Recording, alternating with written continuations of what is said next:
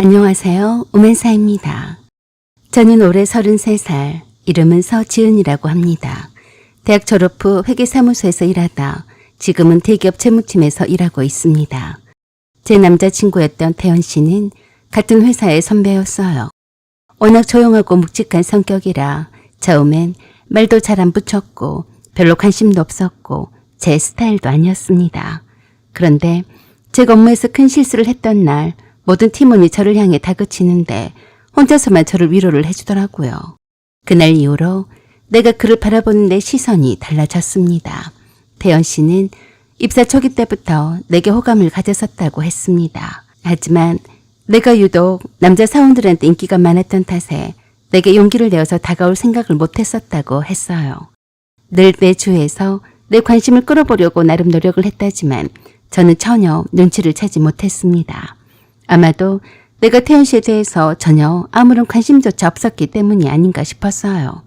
차근차근 진심을 보여주는 사람에게 결국 저는 마음의 문을 열었습니다. 올해 연애는 대략 3년 정도였어요. 그동안 싸우기도 했었지만 단 한 번도 이 사람 위험하다는 생각은 하지 않았습니다. 오히려 그와 함께 있으면 늘 편안했어요. 언제나 변함없이 그럴 것만 같았습니다. 그래서 자연스럽게 결혼을 약속하게 되었고 양가 상견례까지 잡아놓은 상황이었습니다. 그런데 상견례를 며칠 앞둔 어느 날 밤에 남친이 저에게 전화를 내서 잠시 침묵 끝에 이렇게 말했습니다. 지은아, 나 부탁 하나 해도 돼? 응, 무슨 일이야? 우리 상견례 전에 병원에 한 번만 같이 들리자. 이모가 가는 말기인데 자꾸 네 얼굴을 보고 싶다고 하셔. 나를? 왜? 원래 어렸을 때부터 그 이모가 나를 엄청 이뻐하셨어. 내가 결혼을 여자친구가 있다고 하니까 죽기 전에 꼭 한 번만 보고 싶다고 하셨어. 그래서 내가 한번 얼굴을 보여주겠다고 했어. 어때? 나랑 병문안을 가볍게 다녀오자. 가벼운 마음으로 다녀오면 돼. 부담을 가질 필요는 없어. 우리 이모는 아주 좋으신 분인데 살 날이 얼마 안 남았다고 정신이 아직 온전할 때 너를 보고 싶어 하시더라고. 아, 그래? 간한 말 끼시면 많이 안 좋으신 거야? 병원에서는 더 치료할 게 없다고 퇴원을 하라고 하는데 간호하는 입장에서는 힘들잖아. 통증 주사도 놓아드려야 하고 갑자기 쇼크가 올 수도 있다고 해서 아직 퇴원을 하지 않고 있는데 많이 위독하신 편이야. 호스피스 병동을 옮기고 싶은데 아직 자리가 안 나서 대기 중이셔. 아, 어떡하니? 그래, 알았어. 예비 시댁의 시어른이니까 언제 돌아가실지도 몰라서 아끼는 조카와 결혼할 아가씨가 궁금한 것은 당연하다고 생각을 했습니다.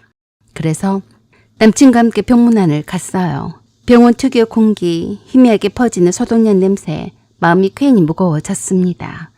태연 씨는 늘 그렇듯 조용히 제 손을 꼭 잡고 병실로 안내했어요. 병실 문을 열자 창가 쪽 침대에 누운 한 여성이 눈에 들어왔습니다. 그분은 무척 마른 얼굴에 생기가 거의 없었지만 저를 보자마자 눈빛이 잠시 반짝였어요. 이모, 저 왔어요. 오냐? 바쁠 텐데 여기까지 다 오고 고맙다. 그래도 가는 말기 환자처럼은 보이지 않았습니다. 생각보다 눈매는 초롱초롱하셔서 몸이 마른 것 말고는 가는 말기 환자일까 싶더군요. 병상에 누워있다가 저를 보자마자 일어나 앉으시려고 하길래 제가 얼른 가서 부축해 드렸습니다. 안녕하세요. 제가 부축해 드릴게요. 지은이지? 맞지? 와줘서 고마워. 목소리는 약했지만 따뜻함이 느껴졌어요. 제 두 손을 부여잡고 몇 번이고 쓰다듬으면서 그랬습니다. 우리 태연이한테 시집을 온다고 하니까 내가 죽기 전에 꼭 보고 싶다고 했어. 여기까지 와서 정말 고마워. 태연 씨한테 이야기 많이 들었습니다. 몸이 편찮으시다니 마음이 무겁네요. 이모님은 제 손을 꼭 잡더니 한참을 가만히 바라보셨어요. 그리고 조용히 말씀하셨어요. 태연이는 어릴 때부터 유난히 외로운 애였어. 겉으로는 아무렇지 않은 척하지만 늘 누군가에게 기대고 싶어 했지. 그래서 네가 참 고맙다. 내가 이렇게 아프지만 않았어도 우리 태연이 이바지 음식은 내가 해주는 건데 내가 오래 못 살 것 같아. 그래서 빨리 보고 싶다고 했어. 태연 씨의 이모가 태연 씨를 많이 아끼는 듯 했습니다. 그날 병문안 오래 머무르지 않았어요. 이모님이 지치실까봐 짧게 대화를 나누고 나오려고 했습니다. 그때 마침 한 여자가 병실에 들어왔습니다. 그 여자를 보자마자 태연 씨가 그 여자에게 그랬어요. 누나, 왔니? 잠깐 업무과에 갔다가 오느라고 병실을 비웠는데 그새 왔구나. 누나, 이 사람이 저랑 결혼할 여자친구예요. 라고 내 소개를 했습니다. 사촌 누나야, 인사해. 그래서 내가 인사를 먼저 했습니다. 안녕하세요. 고생이 많으시네요. 저는 서지은이라고 합니다. 그랬더니 나를 유난히 빤히 쳐다보는 것이었어요. 첫 만남에 사람을 그렇게 뚫어져라 쳐다보는 것은 결례가 아닌가요? 그래서 태연 씨가 그랬습니다. 누나, 왜 그래? 지은 씨가 인사하잖아. 그때서야 내게 그랬어요. 그래요. 반가워요. 그런데 우리 태연이를 언제부터 사귀었어요?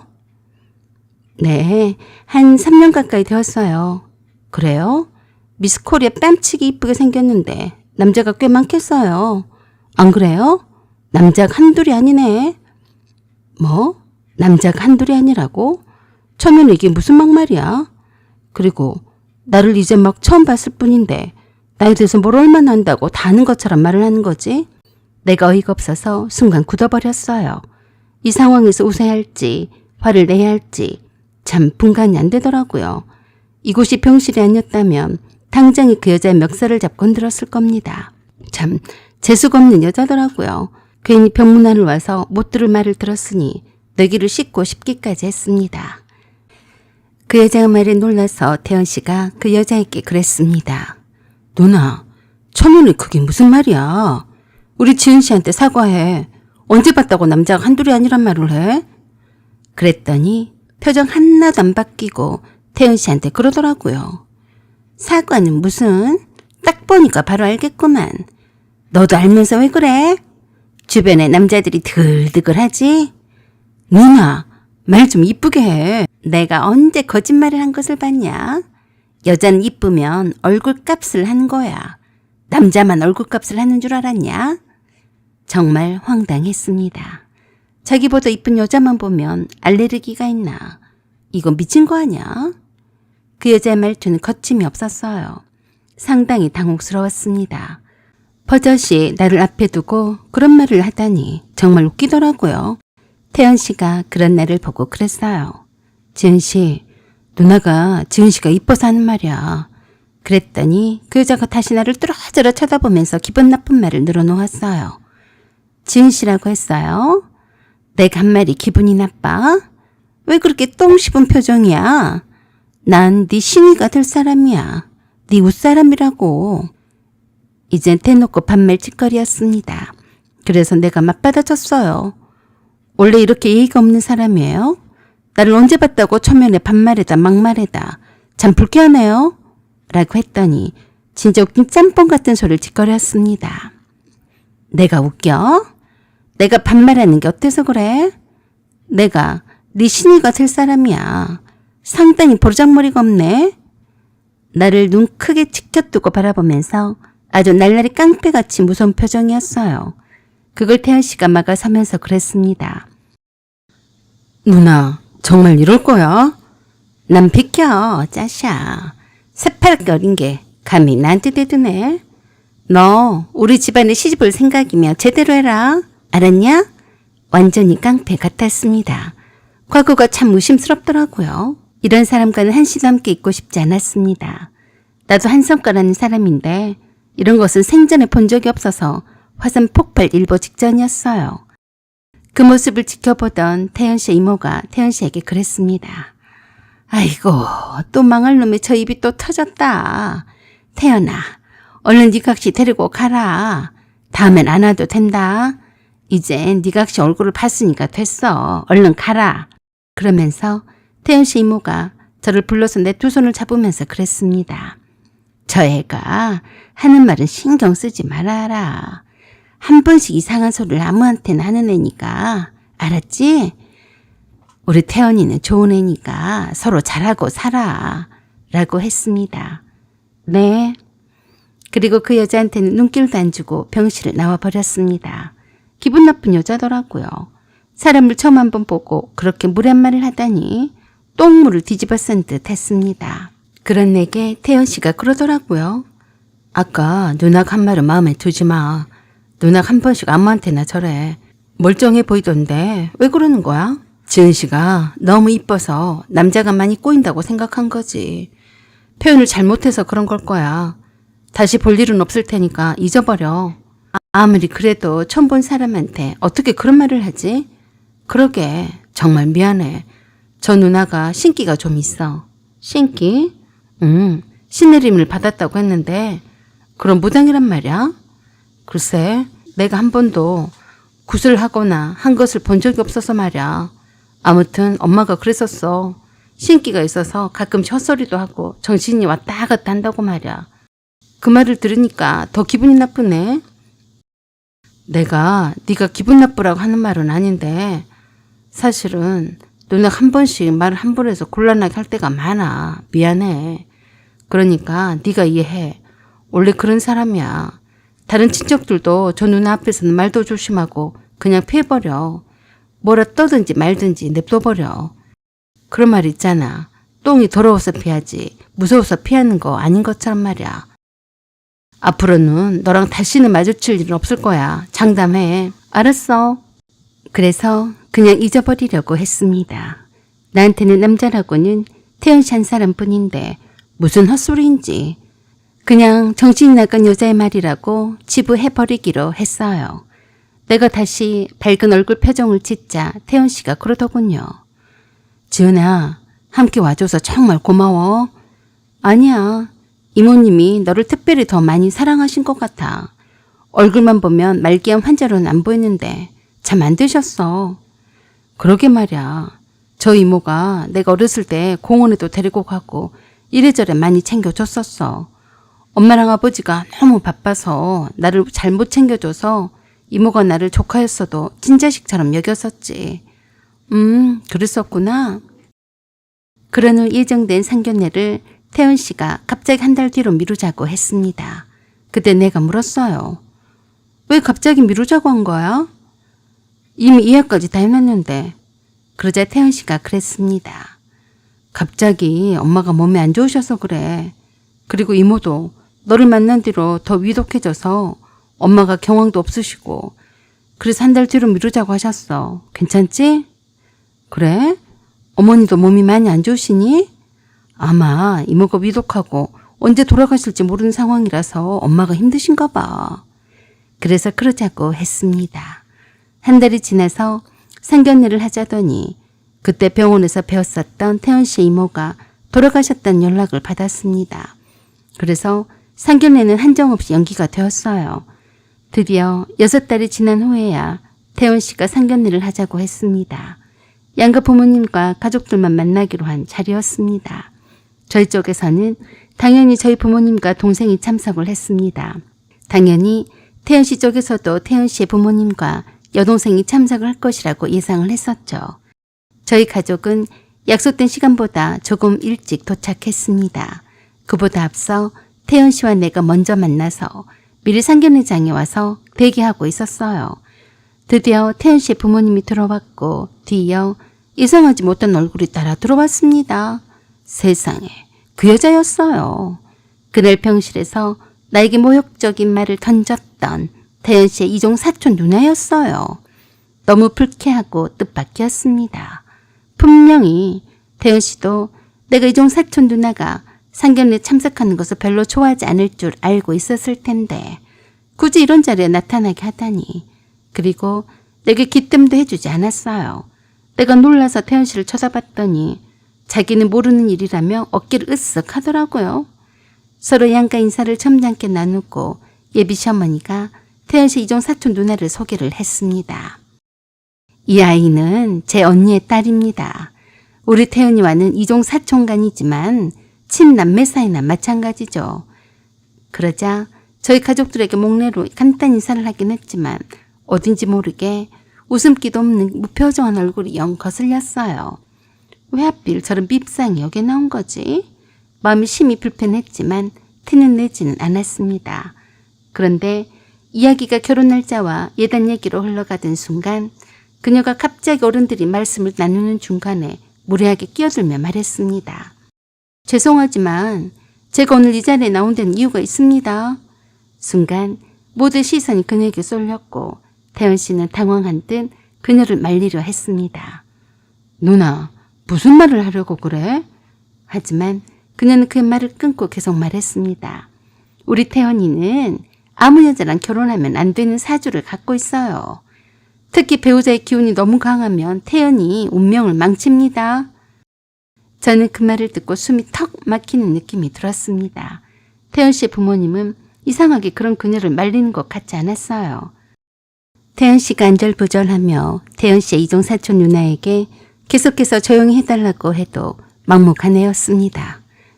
지은 씨, 그녀가 제게 또다시 시선을 고정한 채 말했습니다.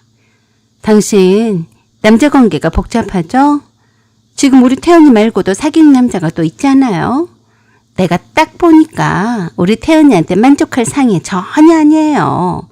주변에 남자가 잘 꼬여서 꼬임에 잘 넘어갈 것 같은데 아니에요? 이게 또 무슨 막말이야? 저를 포함해서 저희 가족들이 놀라서 입을 다물지 못했습니다. 뭘 할 새도 없이 계속해서 짓거려 댔어요. 결혼하면 태연이 인생이 무너질 수도 있어요. 내 말 무시하지 마요. 내가 사주를 좀 볼 줄 아는데 둘이는 절대로 안 되는 사주예요. 이건 그냥 내가 하는 소리가 아니에요. 제 가족은 너무나 놀랐습니다. 제가 화가 나서 그 여자에게 내가 남자가 많다고요? 당신이 봤어요? 어디다 대고 말을 함부로 짓거려요. 저희 엄마도 열불이 나서 그러셨습니다. 당신 그 말 책임질 수 있어요? 세상 이런 경우가 어디 있어요? 상견례 나왔으면 내 딸과 결혼 의사가 있어서 나온 것이 아니었어요? 마음에 안 들고 결혼이 마땅치 않으면 상견례도 하지 않고 결혼을 반대하면 그만이지. 왜 이상한 소리를 하고 자빠졌어요? 나도 이런 막대먹은 집구석에 내 딸을 보내고 싶지 않네요. 지은아, 가자. 여보, 가십시다. 더러워서 여기에 더 못 있겠어요. 라고 하며 박차고 나오셨습니다. 저는 화가 머리 끝까지 나서 도저히 참을 수가 없어서 빨간 생선조림이 든 접시를 들어서 그 여자 면상에 쳐박았습니다. 그 통에 얼굴이며 머리며 옷에 고추기름의 생선 국물에 벼락을 맞아서 뒤로 나자빠지더라고요. 눈도 못 뜬 채로 아글아글 써댔습니다. 그런 그 여자를 향해서 샐러드 접시 한 사발을 더 퍼붓으면서 그랬어요. 앞으로 넌 내 눈앞에 띄기만 해봐. 그땐 네 제삿날인 줄 알아라. 재수없어. 순식간에 상견례장이 아수라장이 되어버렸습니다. 그런 후에 태연 씨 부모님에게 인사도 하지 않고 상견례장에서 나와버렸습니다. 태연 씨가 놀라서 따라 나와서 내게 그랬습니다. 누나가 여기 올 줄은 정말 나도 몰랐어. 미안해. 네가 그럼 아는 게 뭐가 있니? 도대체가 이해가 안 된다. 네 이종 사촌 누나가 왜 나한테 저런 소리를 하는 거야? 너희 부모님도 그래. 내가 너희 결혼 상대로 마음에 안 들면 그렇다고 하셔야지. 이런 식으로 사람을 골탕을 먹이냐? 우리 부모님이 무슨 죄야. 너랑 이 결혼 못하니까 그리 알아.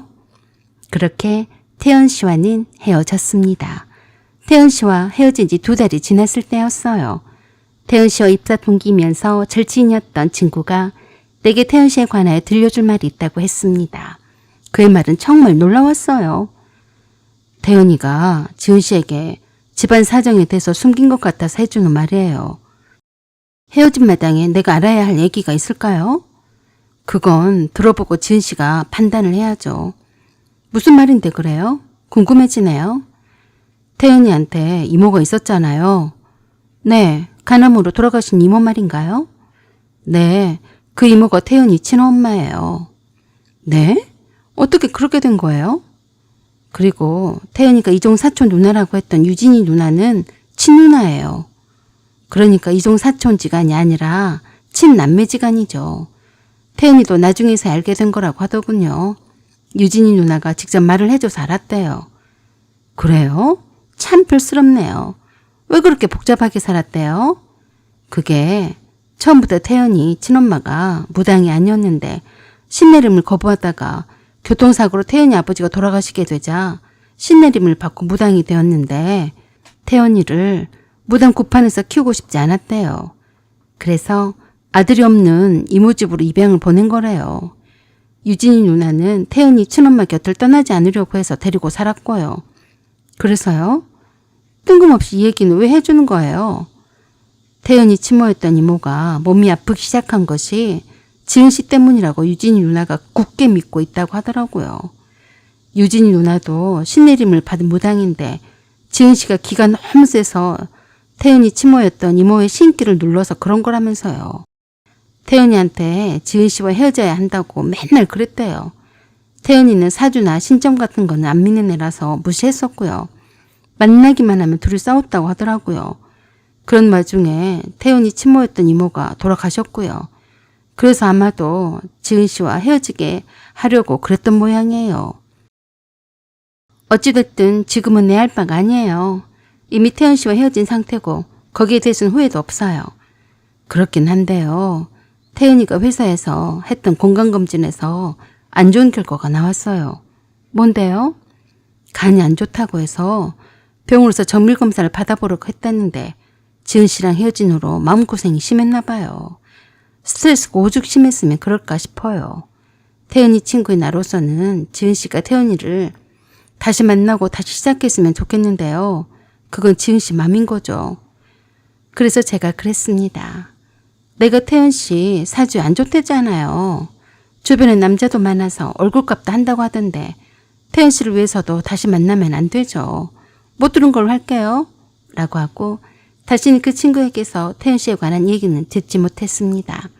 장기 병가를 내서 오랫동안 회사에 나오지 못하더니 회사를 그만뒀다는 소문만 들었습니다. 저는 금방 태연 씨를 잊고 또 다른 만남을 시작을 하느라 그 이후론 관심도 없었어요. 사연은 여기까지입니다. 구독과 좋아요, 알림 설정 부탁드려요. 감사합니다.